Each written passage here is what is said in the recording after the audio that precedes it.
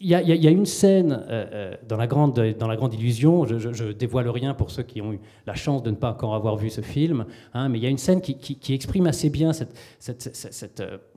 une pluralité de motivation. Une pluralité de motivation, hein, qui se retrouve dans une scène qui est au centre du film, vous verrez, où les hommes, les uns après les autres, disent pourquoi ils veulent s'évader.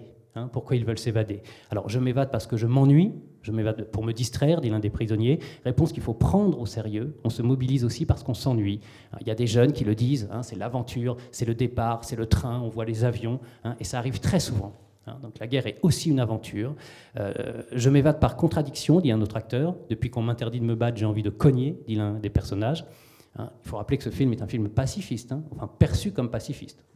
Donc il y a un goût, un certain goût en tout cas, qui est exprimé à ce moment-là par ce personnage pour le fait de revenir au combat.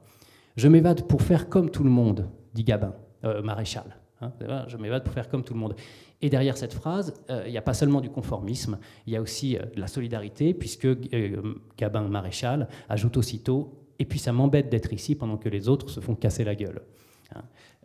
Je m'évade par devoir, dit l'aristocrate, dit Boieldieu. Hein. Je m'évade, pour défendre mes terres et mes biens, dit Rosenthal. Hein. Donc voilà, Renoir saisit assez bien cette pluralité, hein, des motivations.